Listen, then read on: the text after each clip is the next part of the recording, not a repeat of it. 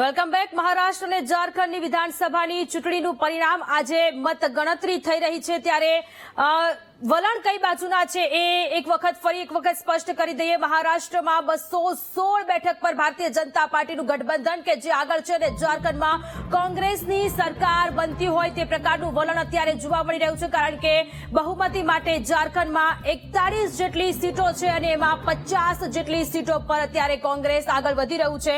આપણે દીપકભાઈ જોશીને સવાલ કરીએ, ભારતીય જનતા પાર્ટીથી જોડાયેલા છે। દીપકભાઈ, મહારાષ્ટ્રમાં તો ચિત્ર સ્પષ્ટ થઈ ગયેલું જોવા મળી રહ્યું છે, જે રીતે વલણ આગળ આવી રહ્યું છે રીતે, પરંતુ એ સાથે ઝારખંડમાં પણ સામે આવી રહ્યું છે। ઝારખંડમાં કોંગ્રેસ અત્યારે આગળ છે, મહારાષ્ટ્રમાં ભારતીય જનતા પાર્ટી 211 જેટલી સીટોથી આગળ છે અને કોંગ્રેસ 64 બેઠકો પર આગળ છે, અપક્ષો 13 બેઠકો પર આગળ છે અને ઝારખંડમાં ભારતીય જનતા પાર્ટી 28 બેઠક પર આગળ છે। કોંગ્રેસ 50 બેઠકો પર આગળ છે અને અન્ય 3 બેઠકો પર આગળ છે। દીપકભાઈ, સવાલ અત્યારે એ પહેલા આપણે બ્રેકિંગ પર નજર કરીએ। મહારાષ્ટ્રના પરિણામો પર સંજય રાઉતે નિવેદન આપ્યું છે કે પરિણામોમાં કંઈક ગડબડ હોવાની વાત સંજય રાઉત કરી રહ્યા છે। હાર જીત થતી રહે છે મહારાષ્ટ્રમાં, જે રીતનું વલણ છે, ભારતીય જનતા પાર્ટી અત્યારે 216 બેઠકો પર આગળ ચાલી રહી છે, જેને લઈને સંજય રાઉતે કહ્યું છે કે આ જનતાનો ફેસલો નથી। મહારાષ્ટ્રના પરિણામો પર સંજય રાઉતનું આ નિવેદન।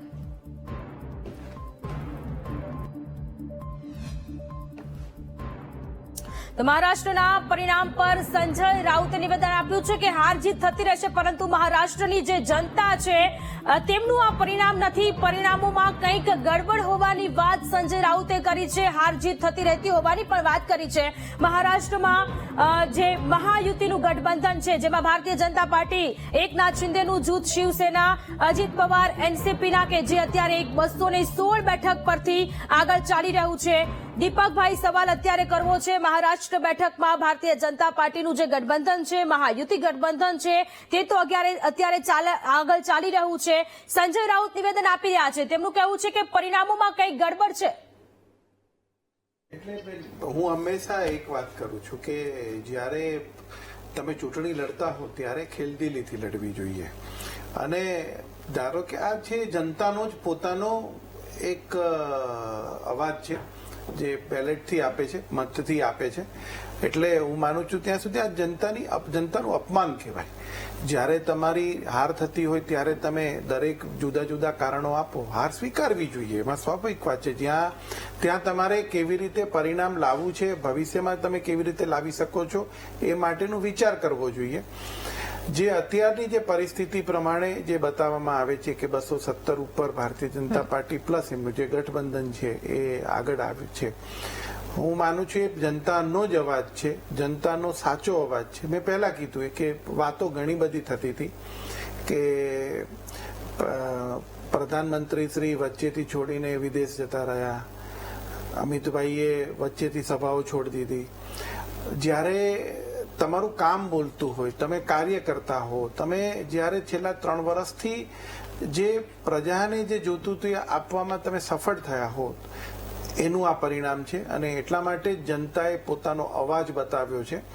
કારણો તમે ગમે તે આપશો, હાર તરફ તમે જઈ રહ્યા હો ત્યારે તમે ક્વેશ્ચન માર્ક મૂકીને ગડબડ છે આ બધા શબ્દો તમે વાપરો એ ખોટી વસ્તુ છે, સ્વીકારવી જોઈએ। જાહેર જીવનમાં છો તો દિલ પણ તમારું જાહેર જીવન જેવું જ રાખવું જોઈએ, અથવા તો તમારી ક્યાં ભૂલ થઈ છે એ સુધારવાની રહી।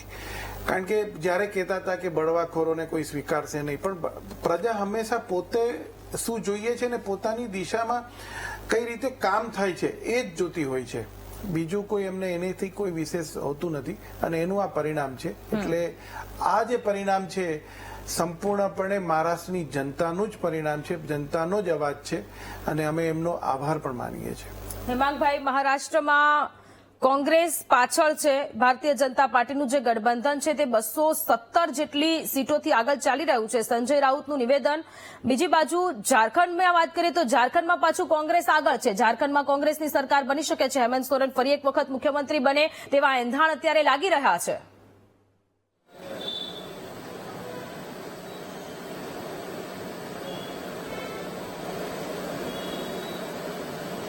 જી હેમાંગભાઈ,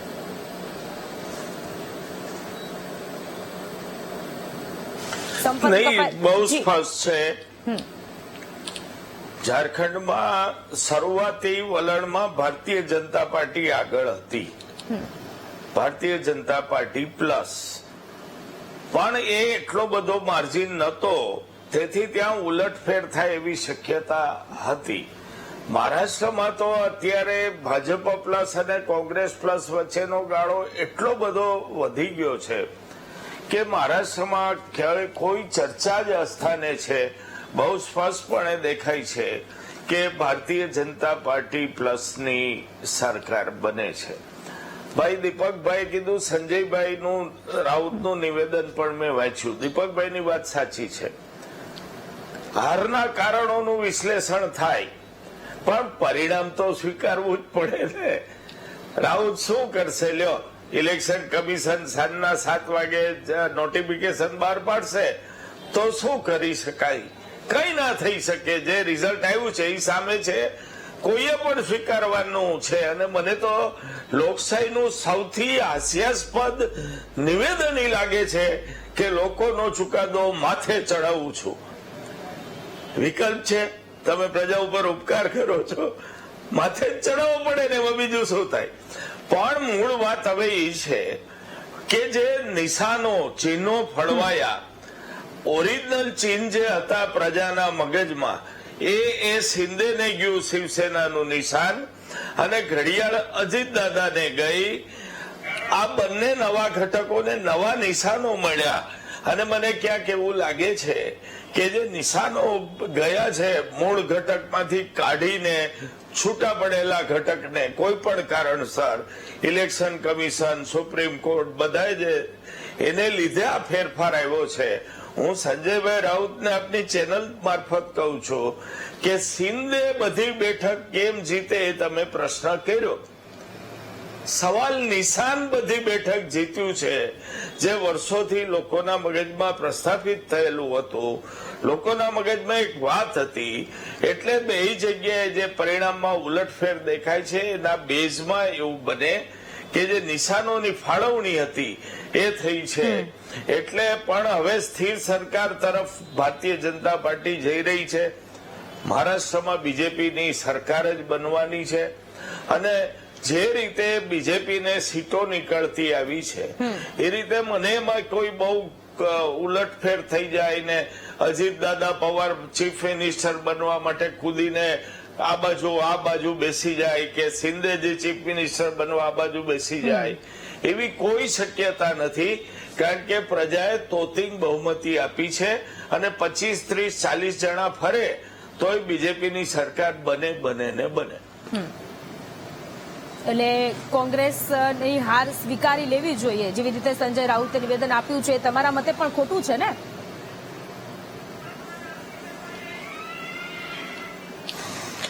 નહીં, પ્રજાનો ચુકાદો નથી એ વાત સાથે હું સંમત નથી.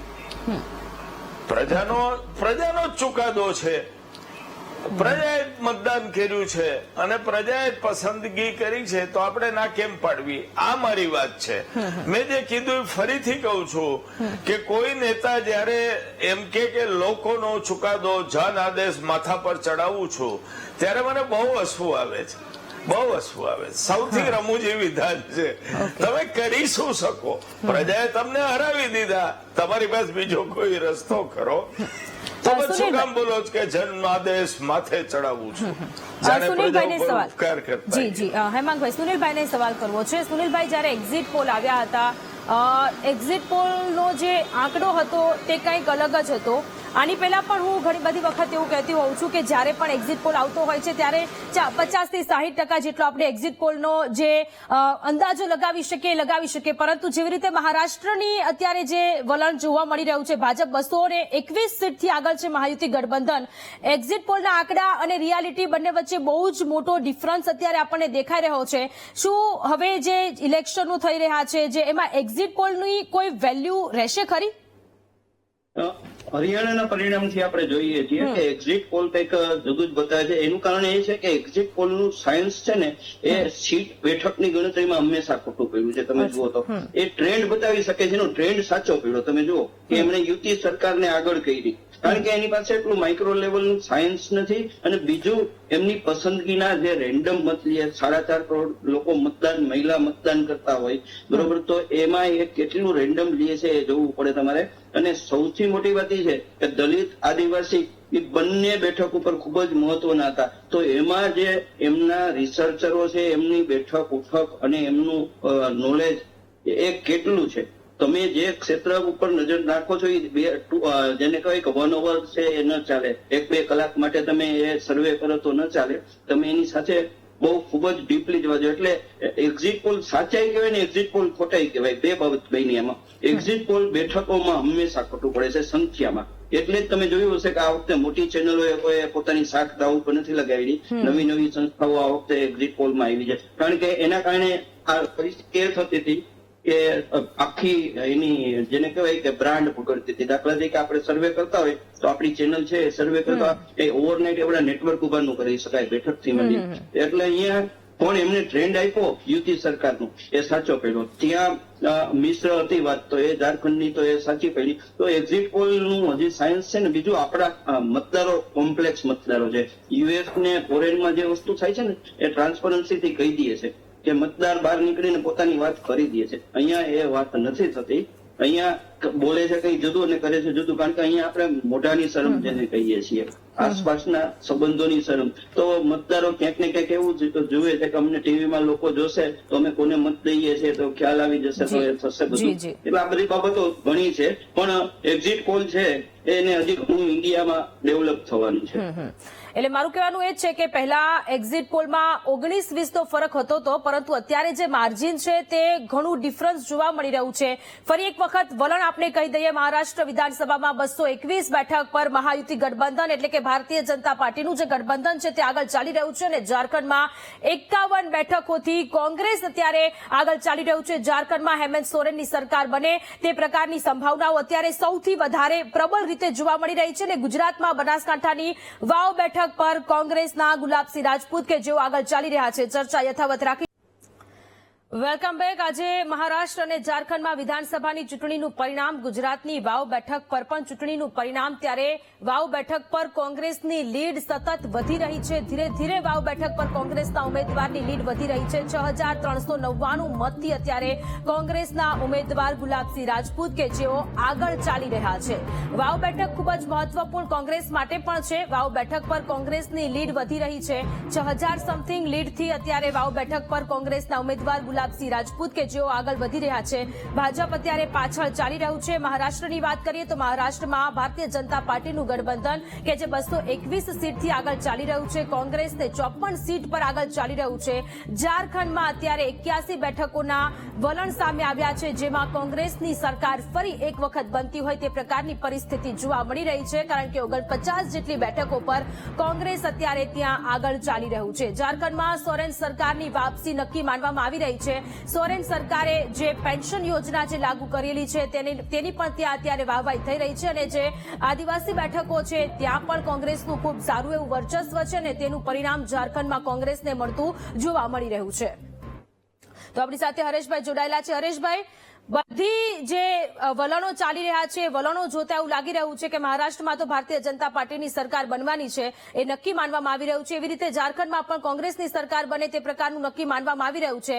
હેમંત સોરેને જે કામો કરેલા છે તેનું પરિણામ અત્યારે તેમને મળશે એવું લાગે છે. ટૂંકમાં જવાબ આપજો, કારણ કે આપણી પાસે સમયનો અભાવ છે. ચોક્કસ ઝારખંડની અંદર પેન્શનની જેણે જાહેરાત કરી છે, હું એવું માનું છું એની મોટી અસર થઈ છે. અને એમ એક સમય એવું લાગતું હતું કે ભાજપ તરફી વલણ હશે, પણ હવે જ્યારે મતપેટી ખુલી રહી છે ત્યારે ચોક્કસ એમ જ લાગી રહ્યું છે.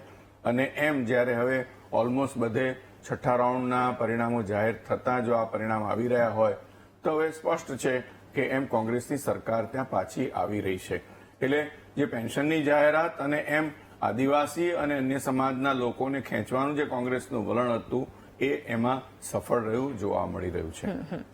દીપકભાઈ, ભાજપની આપણે વાત કરીએ, મહારાષ્ટ્રમાં તો 221 સીટથી અત્યારે આગળ ચાલી રહ્યા છે, પરંતુ ઝારખંડમાં રણનીતિ ફેલ ગઈ હોય તેવું લાગી રહ્યું છે ભારતીય જનતા પાર્ટીની, કારણ કે 29 બેઠકો પરથી જ આગળ ચાલી રહ્યું છે અને ત્યાં હેમંત સોરેનની સરકાર બને તે પ્રકારનું નક્કી જ માનવામાં આવી રહ્યું છે. દરેક ઇલેક્શનની પોતાની એક આગવી એક સ્ટાઇલ હોય છે. પ્રજા ત્યાં શું વિચારે છે, ત્યાંના પોતાના શું પ્રશ્નો છે અને એને કોણ વાચા આપી શકશે, અને એ પ્રમાણે મતદાન થતું હોય છે. અને એ પ્રમાણે બીજી એક વસ્તુ છે કે જ્યારે આ ઇલેક્શન્સ, જનરલ ઇલેક્શન્સ આવતા હોય છે ત્યારે એક મોટામાં મોટી વસ્તુ હોય છે કે who can lead the state for 5 years, કોણ કરશે અને કોણ સારી રીતે કરશે, આ એક મોટો સવાલ આવતો હોય છે. એટલે ત્યારે હું માનું છું ત્યાં સુધી યોજનાનું બરાબર છે કે કોઈ પણ યોજના આપે, પણ એ યોજનાનું અમલીકરણ કેટલું થશે અથવા તો એ બોલે છે એમાં કેટલો વિશ્વાસ છે એના સુધીનું હોય છે. કારણ કે છેલ્લે આ બધા પરિબળો કામ કરતા હોય છે અને છેલ્લે પ્રજાનો મત એ પ્રમાણે પડતો હોય છે.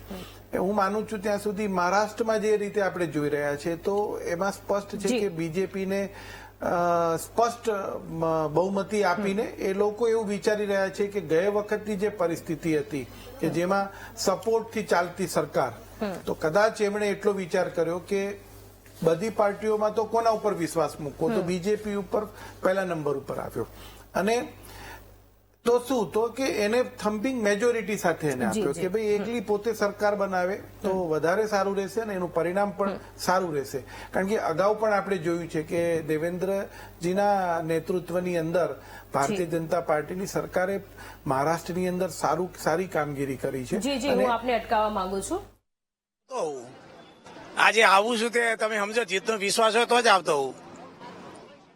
ભાજપે તમને બધી જગ્યાએથી સસ્પેન્ડ કરી નાખ્યા હતા. નહીં, મારી પાસે કોઈ ભાજપનું હોતું જ નથી. ભાજપ શું સસ્પેન્ડ કરે? મારી પાસે ભાજપનું કોઈ હોય તો મને સસ્પેન્ડ કરે. મારી પાસે કોઈ પદ, કોઈ સ્થાન, કોઈ. મેં ભાજપને 4 વખત મદદ કરી. લોકસભામાં પરબતભાઈને, પેટા ઇલેક્શન થરાદમાં ભાઈશ્રીને જીવરાજભાઈને, પછી વિધાનસભાની થરાદની 22મી ચૂંટણીમાં શંકરભાઈને અને છેલ્લે પાર્લામેન્ટમાં રેખાબેનને. મેં ભાજપને આપ્યું છે, ભાજપે મને કશું આપ્યું નથી. શંકરભાઈની વાત કરવામાં આવે તો એ પણ વાવ વિધાનસભાના ઇલેક્શનમાં જાહેરમાં દેખાયા. હા, એ નહીં દેખાવા જોઈએ, પણ છતાં એમની સ્વતંત્ર વિષય છે એટલે એના માટે કોઈ કહી શકાય નહીં. જીતનો નિશ્ચય કે રીતનો? આ 100%. કેટલી લીડ? સારી લીડથી. જી ચોક્કસથી સારી લીડથી જીતનો વિજય નિશ્ચિતની વાત કરવામાં આવી છે માવજી પટેલ દ્વારા. મહત્વની વાત કરવામાં આવે તો અપક્ષ ઉમેદવાર છે, ભાજપ સાથે ઘણા સમયથી સંકળાયેલા હતા, ભાજપથી નારાજ હતા. પહેલા તેઓએ ડમી તરીકે ફોર્મ ભર્યું અને ત્યારબાદ અપક્ષ તરીકે ફોર્મ ભર્યું અને ત્યારે જ વાવ વિધાનસભાની ચૂંટણીમાં પ્રાણ ફૂંકાયો અને ત્રિપાખીઓ જંગ થયો. મહત્વની વાત કરવામાં આવે તો હાલમાં મતગણતરી ચાલી રહી છે અને તમામ રાઉન્ડમાં માવજી પટેલ લગભગ 2,500 થી 3,000 મત અપક્ષ તરીકે લઈ રહ્યા છે. ત્યારે હાર અને જીતમાં માવજી પટેલ એક મહત્વનું ફેક્ટર સાબિત થઈ શકે છે. કેમેરામેન મેહુલ રાઠોડ સાથે પાર્થ જાની, વીટીવી ન્યૂઝ, બનાસકાંઠા. અને આ સાથે રોકાઈશું બ્રેક માટે.